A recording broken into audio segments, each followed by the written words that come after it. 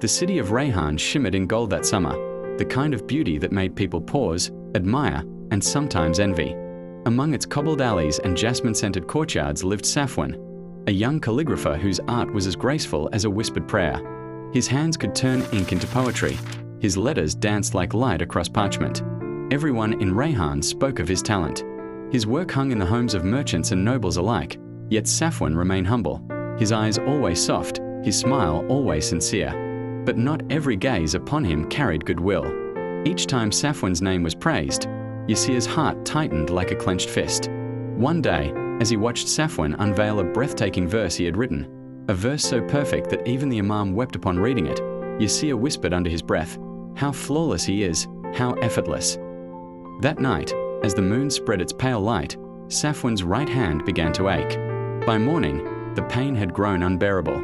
His fingers, once nimble and sure, trembled. Ink spilled from his brush like dark tears, days turned into weeks. The doctors could find no wound, no fever, no reason. People murmured quietly in the markets. He was envied. Perhaps it was the evil eye.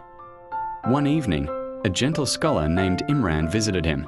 He placed a hand on Safwan's shoulder and said, "My brother, the messenger of Allah said, the evil eye is real, and if there were anything that could precede destiny, it would be the evil eye. You have been struck not by illness, but by unseen jealousy."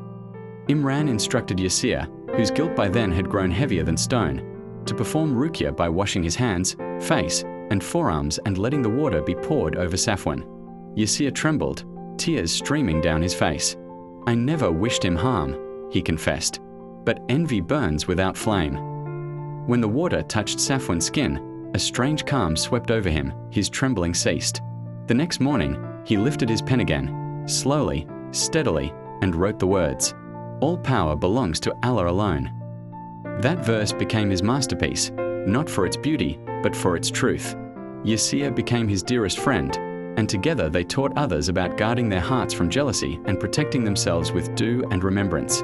Safwan often told his students, "Admire beauty, but do not let your eyes harm it.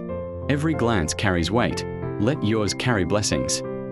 And in the old mosque of Rayhaan, a single parchment still hangs, a verse drawn by Safwan's healed hand, shimmering beneath candlelight.